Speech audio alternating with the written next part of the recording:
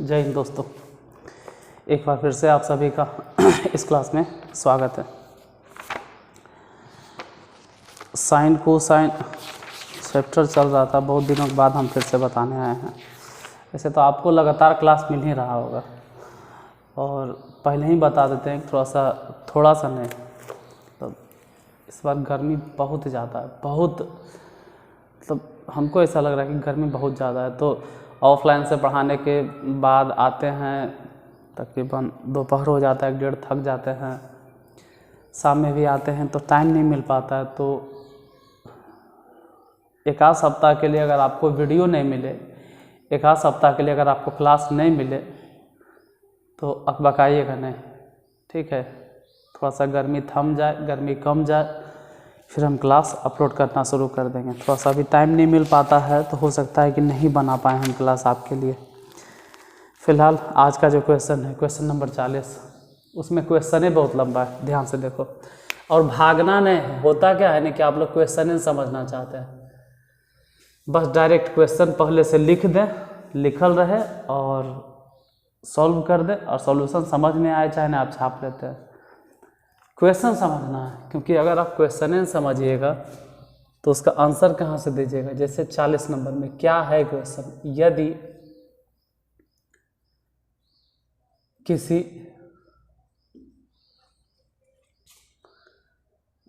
त्रिभुज की भुजाएं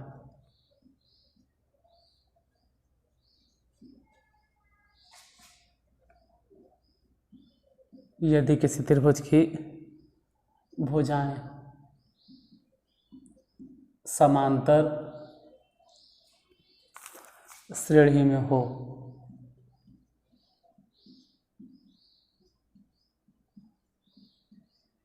यदि किसी त्रिभुज की भुजाएं समांतर श्रेणी में हो तथा इसका क्षेत्रफल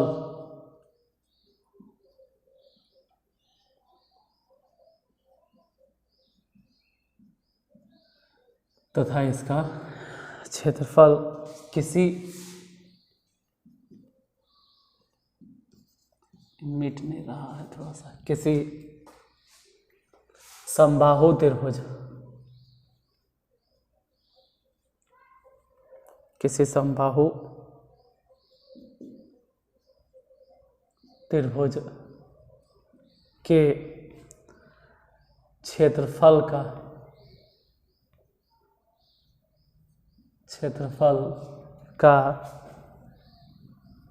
3/5वां भाग हो तथा दोनों त्रिभुजों के परिमिति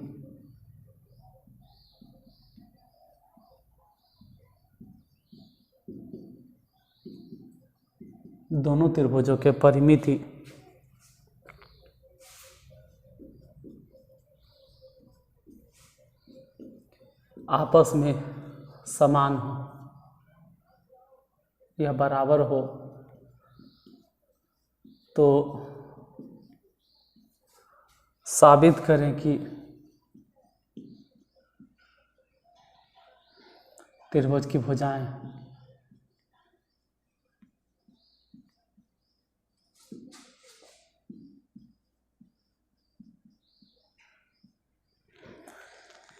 तीन 3:5:7 के अनुपात में होगी, 3:5:7 की अनुपात में होगी।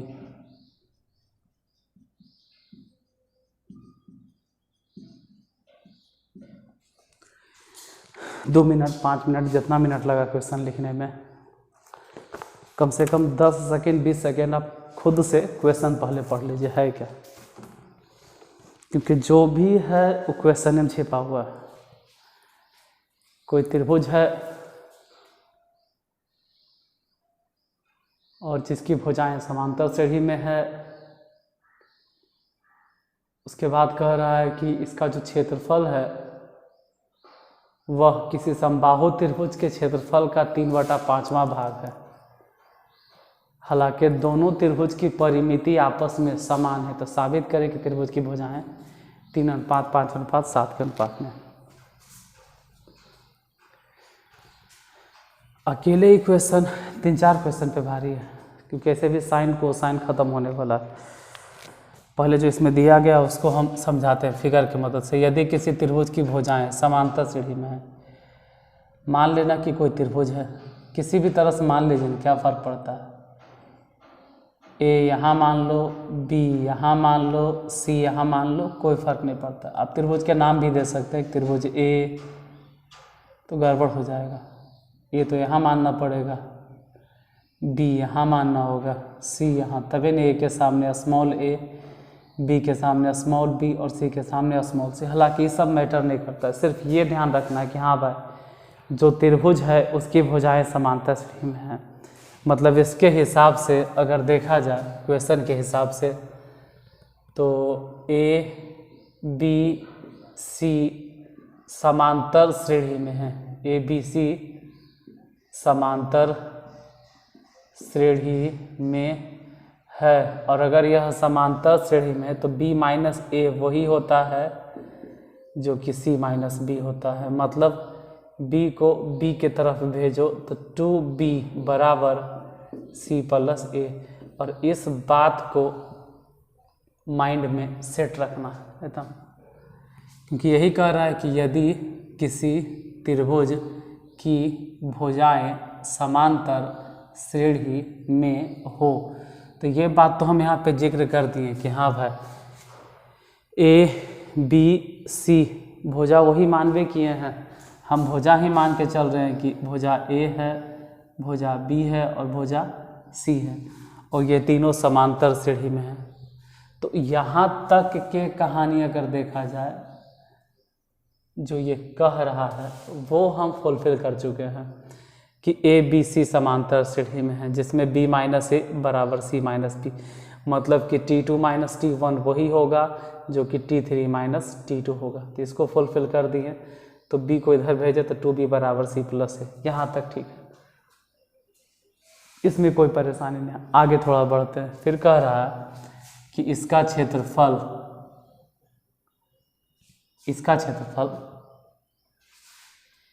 किसी समबाहु त्रिभुज के क्षेत्रफल का 3/5 है। तो एगो समबाहु त्रिभुज भी मानना पड़ेगा। हम मान कर चलते हैं कि इधर समबाहु त्रिभुज है। समबाहु त्रिभुज में मालूम है कि इसकी तीनों भुजाएं आपस में बराबर होती है। अगर समबाहु त्रिभुज है तब समबाहु त्रिभुज के क्षेत्रफल का 3/5 है। तो बाद में देख लेंगे, आगे पढ़ते हैं। तथा दोनों त्रिभुजों के परिमिति आपस में समान है। अच्छा, दोनों त्रिभुज मतलब सीधे सीधे इसे बोलो ना भाई कि क्वेश्चन के हिसाब से एक बात और दे लेता, यहीं पे हम चाहे तो लिख सकते हैं कि क्वेश्चन में दे ले हैं, मान लो कि विषमबाहु त्रिभुज दिया हुआ है। विषमबाहु त्रिभुज की परिमिति संभल के ज़रा लिखिएगा। और देखो हम बार बार बोलते हैं कि अगर साफ नहीं दिखाई दे तो रिजोल्यूशन बढ़ा दो, अपने मोबाइल का थोड़ा सा ब्राइटनेस बढ़ा लो, अगर नहीं दिखे तब। विषमबाहु त्रिभुज की परिमिति बराबर समबाहु त्रिभुज की परिमिति। ये हम अपने मन से नहीं लिखे हैं, क्वेश्चन में दिया गया है कि यदि किसी समबाहु त्रिभुज की भुजाएं समांतर श्रेणी में है, वो तो खैर जिक्र कर चुके हैं। इसका क्षेत्रफल किसी समबाहु त्रिभुज के क्षेत्रफल का 3/5, ये बाद में देखेंगे। फिलहाल दोनों की मतलब दोनों त्रिभुजों की परिमिति आपस में समान है। तो विषमबाहु त्रिभुज की परिमिति इधर लिखे, समबाहु त्रिभुज की परिमिति उधर लिखे और बराबर कर दिया। अब कोई भी त्रिभुज की परिमिति हो, परिमिति मतलब होता है कि सभी भुजाओं को आपस में जोड़ देना। हम सभी भुजाओं को आपस में जोड़ेंगे, यहाँ समझने पर ध्यान दीजिएगा। विषमबाहु त्रिभुज की परिमिति तो a प्लस बी प्लस सी। समबाहु त्रिभुज की परिमिति हम लोग सिंपल जानते हैं कि 3 और गुने जो भी उसका भुजा होगा। फिलहाल उसके भुजा के बारे में कोई इन्फॉर्मेशन नहीं है। इस जगह पे ध्यान देना है कि यहाँ से a और यहाँ से c अगर उठा लिया जाए, देखो ना भाई, a प्लस सी की जगह आप कितना रखेंगे 2b। तो आप समझ सकते हैं कि यहाँ से a और यहाँ से c, या फिर समझो c प्लस a बराबर 2b और यहाँ पहले से था b बराबर 3 गुने भुजा। हालांकि इधर वाला जो बात कर रहे हैं वो समबाहु त्रिभुज के है। अब 3b बराबर 3 गुने भुजा, तो यहाँ से आप भी देख सकते हैं 3 से 3 कैंसिल, तो भुजा बराबर कितना मिला, भुजा इक्वल टू b। और यह किसकी भुजा है, ये जो भुजा निकला ये केकर भुजा है, पहले ये भी तो पता रहे, समबाहु त्रिभुज की भुजा। अब रुक जाते हैं और आपको टाइम देते हैं फिर से सोचने का, फिर से क्वेश्चन को पूरी तरह से पढ़ने का। अपने से भी पढ़ो एक बार। ई वाला कहानी तो फुलफिल कर दी है, किसी त्रिभुज की भुजाएं समांतर सीढ़ी में, वो तो आप कंप्लीट कर चुके। फिर यहाँ से कि दोनों त्रिभुज के परिमिति आपस में समान है, वो भी फुलफिल कर लिए। बीच वाला कहानी हम छोड़ दिए।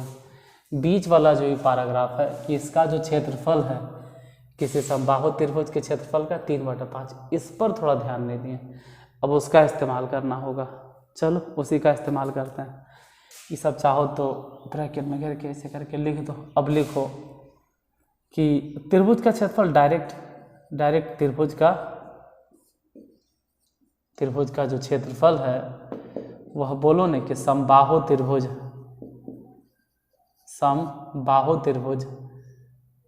के क्षेत्रफल का, हम शॉर्ट फॉर्म में लिख रहे हैं समबाहु त्रिभुज के क्षेत्रफल का माने गुना 3/5। अब त्रिभुज के क्षेत्रफल अगर लिखोगे तो नॉर्मली त्रिभुज का क्षेत्रफल हम लोग जानते हैं under root s into S minus A S minus B into S minus C, normally यही जानते हैं। समबाहु त्रिभुज की बात अगर करें तो √3/4 और गुने भुजा स्क्वायर, तो भुजा क्या निकला, समबाहु त्रिभुज के लिए भुजा क्या निकला है b, तो b के स्क्वायर। और 1 मिनट, इसमें गुना करना है 3/5 कर दिए। शायद नहीं दिखाई दे क्योंकि हिसाब जो है ना इसका सॉल्यूशन बहुत बड़ा जाएगा इसका। अरे यार इतना छोटा लिखेंगे फिर भी हटेगा तब ने, इसका सॉल्यूशन बहुत लंबा जाने वाला। एस माने कितना, खुद सोचिए। देखो एस मतलब हम लोग क्या जानते हैं, इसके लिए अगर एस की बात करें तो एस इक्वल टू आप लोग को मालूम है a + b + c/2, और आप खुद जानते हैं कि a और c दोनों मिलाकर क्या हो जाएगा 2b, नहीं है 2b, c और a 2b है और एगो b है, तो तीनों मिला दिए तो 3b/2। तो s के जगह पे बैठा देंगे 3b/2। ना गर्मी है ना यार कि मोबाइल हीट हो चुका है। देखिए तो s के जगह पे यहाँ पर s मतलब बैठाना होगा 3b/2 इंटू 3b/2, और माइनस में a रहे दो क्योंकि a b c ही है। 3b/2 माइनस में b रहने दो, फिर 3b/2 माइनस में c रहने दो। थोड़ा छोटा लिख रहे हैं क्योंकि आप भी काम चलाइएगा इससे। ये हो गया 3√3, अब बटा में चाहें तो 4 और 5 मिला के 20 और गुने में b²। चलो ये तो लिख दिए जो भी कहानी था। यहाँ से अब रूट के अंदर में जितना है उसको हल वल करो, जो भी गुना उना करके आता है। जैसे देखिए हल करने का मतलब क्या बोल रहे हैं, इस जगह पे 3b/2 है तो 3b/2 लिखो। इसको हल करने का मतलब है कि 3b-2 है। छोटा इसलिए लिख रहे हैं क्योंकि इसका सॉल्यूशन ढेरे बड़ा जाने वाला है, इसलिए छोटा छोटा लिख रहे हैं। यहाँ सोचो अगर घटेगा तो 2b, मतलब घट के हो गया सिर्फ b/2, घटा के देख लेना। और इधर देखें तो 3b-2c और बटे में 2 बराबर 3√3 बटा में b और साथ ही साथ b²। पीस तो है ये है। देखो 2 2 2 2 4 बार है, तो 4 बार है मतलब कि कह सकते 2 का 2 2 4 2 6 2 6 8, सॉरी 4 8 16, तो 16 के लिए बटा में 4 निकल गया। और यहाँ भी b 2 बार b नज़र आ रहे थे, को b निकल गया। और समझो कि √3 बाहर हो गया, √3, ये √3। तो बाकी जो बचा उसको लिख देते हैं। बचा क्या 3b-2a, और क्या बच गया 3b माइनस 2c। थोड़ा छोटा छोटा लिख रहे होंगे, आप भी ज़रा संभल के लिखिएगा। 3√3/20 गुने में b स्क्वायर। ध्यान से अगर देखें तो 4 5 20, √3 से √3 कैंसिल, अब b से एगो b कैंसिल, फिर भी यहाँ एगो b बचा। अब इतना तो दिखाई नहीं दे रहा होगा, जितना नीचे हम चले गए ये दिख नहीं रहा होगा आपको।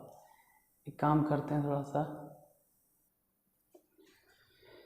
इतना संभल के लिखे फिर भी कट गया। अच्छा, आज और थोड़ा सा काम चला है, क्योंकि आज बहुत लंबा सॉल्यूशन इसका जाने वाला है, तो आज भर तो काम चलाना होगा। आज क्या, आज के बाद जो है 2-3 क्वेश्चन इस एक्सरसाइज में वो इसी तरह से है, तो हर एक हिसाब में आपको काम चलाना होगा और एक ही बार में हम बताते हैं, कोशिश करते एक ही बार में बताते। तो अच्छा, पहले इसको देख लीजिए, नोट डाउन कर लीजिए, क्योंकि ज़रूरत पड़ेगा तो मिटाना पड़ेगा हमको, हम मिटाएंगे। तो 3b/5 बच गया, 3b माइनस 2 है, 3b माइनस 2 जो भी है इधर लिखते हैं इस तरफ। हालांकि ये सब जो आप देख रहे हैं सिर्फ समझाने के लिए था, इसको हटाते हैं।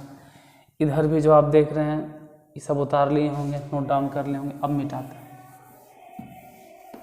ये सब नोट डाउन कर लिए होंगे, अब आगे बढ़ते हैं कि अगला क्या है। देखो नेक्स्ट नंबर, इसके बाद यहीं से अगर आगे हम देखें तो आपको समझ में आएगा कि यहाँ रूट है, ध्यान से देखना, रूट है 3b minus 2a into 3b minus 2c। और ये जो रूट है ना, ये वाला जो रूट दिखाई दे रहा है, यहाँ जो रूट है उस तरफ जाकर स्क्वायर हो जाएगा। किसका स्क्वायर होगा, तो इधर सिर्फ 3, क्योंकि √3 तो कटिएगा, सिर्फ 3 है और 5 है, मतलब कह सकते हैं कि 3/5 और साथ साथ b भी है तो उसका होल स्क्वायर हो जाएगा। ठीक है, होल स्क्वायर हो गया। इधर बचा 3b माइनस में 2a और इंटू 3b माइनस 2c। चाहो तो गुना कर सकते थे, ऐसे सेम चीज़ बात दोबारा लिखने से कोई फ़ायदा तो है नहीं, उसी को दोबारा लिखें, एक लाइन बर्बाद हो, उससे अच्छा है गुना कर दो। 3 तिया 9b स्क्वायर माइनस 3 दूनी 6bc, फिर माइनस में 3 दूनी 6ab, और यहाँ माइनस वहाँ माइनस, माइनस माइनस प्लस 2 दूनी 4ca। इस तरफ अगर बात करें तो 3 तिया 9 और 5 बचे 25 और ही b स्क्वायर। अब यहाँ पर 9b स्क्वायर है, उसको इस तरफ लेके आ जाओ, माइनस में 9/25b स्क्वायर। उधर नहीं कुछ तो 0 है फिलहाल अभी के लिए, माइनस यहाँ 6 है, यहाँ 6b है, तो दोनों में से -6b कॉमन, तो यहाँ से बच गया सिर्फ c और प्लस a, और प्लस में 4ca इज इक्वल टू, उधर नहीं कुछ तो 0। इन सब को जोड़ घटा के देखते हैं कितना आएगा। तो 9 और b स्क्वायर फिर से कॉमन ले लें, तो 9b स्क्वायर अगर कॉमन लेंगे तो 1 माइनस 1/25 और माइनस में 6b। इतना लंबा है ना कि लिखने में भी डर लग रहा है, अगर थोड़ा सा गलती हो गया बाबू तो सब गया काम से, इसलिए एक बार देख लीजिएगा कहीं गुना वुना हम गलती नहीं किए हों। एक बार हट के हम भी चेक कर लेते हैं कहीं गलती वलती गुना नहीं ना हुआ है। ठीक है, सब चीज़ सही चल रहा है।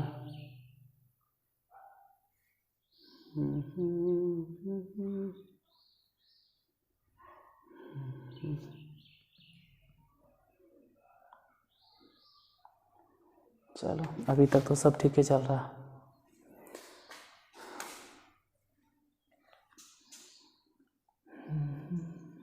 यहाँ पर भी इसको भी हम यहीं पे लिख देते हैं ना दोबारा,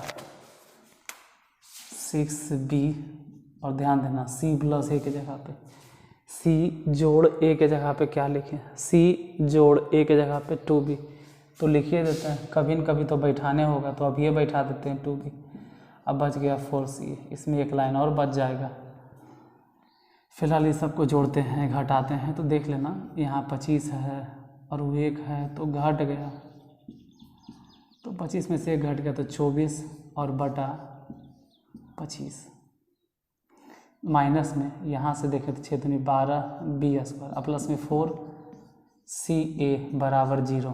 फिर से इस जगह से और उस जगह से 12 बी स्क्वायर कॉमन ले लो तो अब जो बचेगा वो होगा 9 बटा 25। अब माइनस में वहाँ से 12 अगर कॉमन लेंगे तो कुछ नहीं तो 1 और प्लस में 4 C A is equal to 0। 12 B square फिर नहीं दिखाई देगा, घटाओ तो माइनस में 16 बटा 25 प्लस में 4 C A is equal to 0। अब इतना लंबा लिख दिए ये बनेगा कैसे? 16 है 12 है लंबा। कहीं गलती तो नहीं हुआ?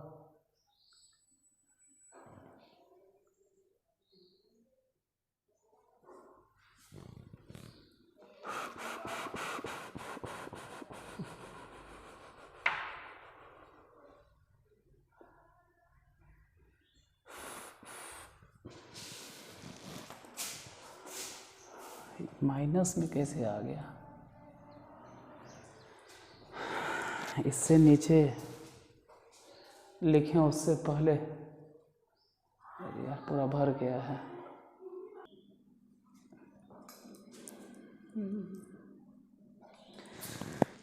लिख लिए होंगे। कैसे क्यों लग रहा है कि इतना बड़ा नंबर आएगा तो डाउट हो जाएगा, मतलब गड़बड़ हो जाएगा। एक बार देख लेते हैं कहाँ गलती हुआ हमसे, क्योंकि इतना 12 गुने 16 उधर 4 इतना बड़ा नंबर नहीं आना चाहिए, तो प्रॉब्लम में हो जाएगा। हम यहीं देखते हैं भाई से 12 कॉमन लिए थे तो यहाँ से तो 12 बी स्क्वायर कॉमन लिए तो 1 बचा, यहाँ से 12 कॉमन लिए तो फिर भी 2 बचेगा। अरे इसी जगह पे गलती हुआ, यहीं गलती हुआ है, यहीं पर इस जगह से 1 बचेगा और यहाँ से 12 कॉमन लिए तो 2 और 9 18 बचता, 18 बटा 25 तो उस हिसाब से 25 माइनस 7 बटा 25 इतना होता। तो अब कहाँ लिखें? अब तो जगह भी नहीं बच रहा है कि लिखें, अब तो जगह ही नहीं है पूरा बड़वा पे। ये हो गया वर्ष पे 84 माइनस में 84 बी स्क्वायर। आप लोग लिखोगे ना तो 2-3 पेज जाएगा, कम से कम 3 पेज जाने वाला है। ये 3 पेज के हिसाब है, इतना लंबा हिसाब है। अब प्लस में 4c है तो एक काम करो plus 4ca is equal to 0। 4ca इधर ही रखो और इसको इधर भेज दो। 84 बी स्क्वायर बटा में 25, बाद में काट देना 4 से 21 बार में 21 जगह 84 तो ca हो गया और इधर बच गया 21 बी स्क्वायर बटा में 25। लगभग तो सॉल्व हो चुका है, लेकिन लगभग सॉल्व होने के बाद अब जगह नहीं बच रहा है। अब हमको जगह चाहिए। आप स्क्रीनशॉट ले लीजिए या हम सलाह यही देंगे कि हम हट जाते हैं पूरी तरह से। आप रोक कर वीडियो को पहले लिख लीजिए, इतना लिख लीजिए, क्योंकि फिर ये हिसाब आधा अधूरा हो जाएगा, फिर आपको समझ में नहीं आएगा। इसलिए पहले लिख लो कि आप कहाँ तक पहुँचे हैं, कहाँ तक आया है, उतना लिख लीजिए। ca बराबर 21 बी स्क्वायर अब बटा में 25, फिर तिरछा तिरछी गुना करेंगे और अब सिर्फ हल करना है।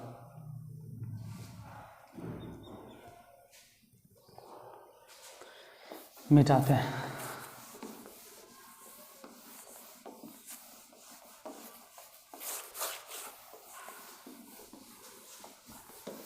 अकेले एक हिसाब 4 हिसाब के बराबर है, इतना लंबा जा रहा है। अच्छा अब एकदम छोटा छोटा लिख रहे हैं, तिरछे तिरछे गुना करो 25। अरे यार तो मिटा दी क्योंकि पीछे न था, ये तो हम मिटा दिए 21 बी स्क्वायर 25 के 25 और c को c और a के जगह पे जो लिखेंगे वो पीछे था जो कि हम तो मिटा दिए। तो फिर से दोबारा याद दिलाने के लिए हम बताते हैं कि क्या किए।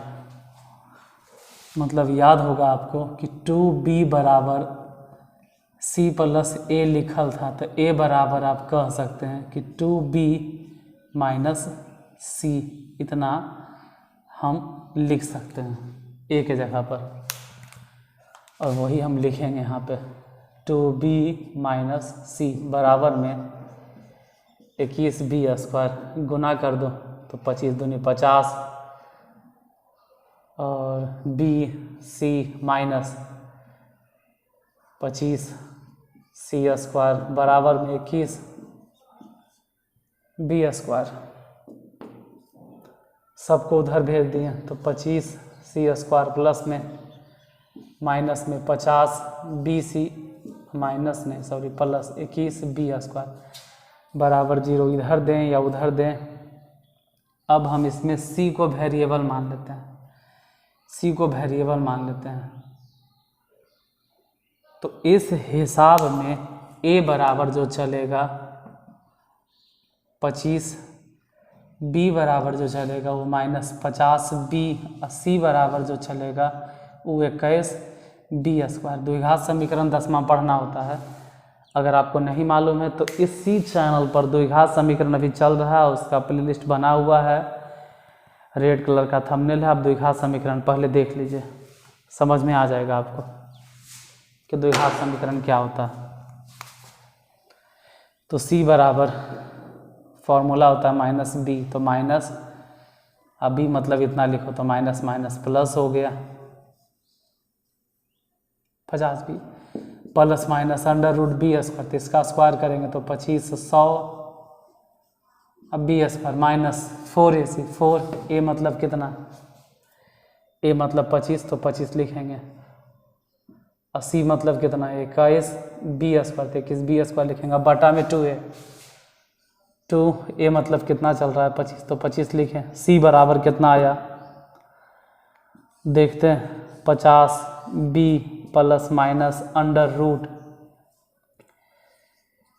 25 100 बी स्क्वायर है माइनस में 25 छके 100 और 21 गुना कर दो तो 21 100 बी स्क्वायर बटा में 50, यानी सी बराबर 50 बी प्लस माइनस 2500 में से 2100 घट भी गया तो 400 बी स्क्वायर बटा में 50। अब इधर सी बराबर कितना होगा तो 50 बी प्लस माइनस 400 के रूट बी स्क्वायर के रूट, तो 400 के रूट 20 बी स्क्वायर के लिए सिर्फ बी बटा 50, तो सी बराबर हो जाएगा 70 बी बटा 50। या तो अगर माइनस कंसीडर करते हैं तो 30 बी, सोच लो 50 में 20 जोड़ना है या 50 में 20 घटाना है बटा 50, तो सी बराबर ही से कैंसिल मतलब 7 बटा 5 बी, या तो सी बराबर ही लिखते हैं अलग से 3 बी बटा में 5। अब पूरा होशो हवास में समझिएगा कि सी बटा बी बराबर 7 बटा 5, या तो सी बटा बी बराबर बी नीचे आ गया, बी नीचे आ गया, यहाँ भी बी नीचे आ गया था तो 3 बटा 5। यहाँ रुक के थोड़ा सा समझना पड़ेगा, आपको आंसर देखना पड़ेगा। जैसे बी है और फिर सी है और फिर ए है, यहाँ भी वही बात है, पहले बी है फिर सी है फिर ए है। बी माने कितना है 5, सी माने कितना है 7, और हम जानते हैं कि एपी में क्वेश्चन में दे है कि एपी में है, तो अगर बी 5 है 7 है मतलब 2 के डिफरेंस है, इन दोनों में 2 के डिफरेंस है, तो 100% यहाँ 3 होगा, 3 5 7। या तो अगर बी 5 है और सी 3 है, इन दोनों में भी 2 के डिफरेंस है, मतलब इससे 2 बड़ा है तो इसके पहले जो आएगा वो 7 होगा।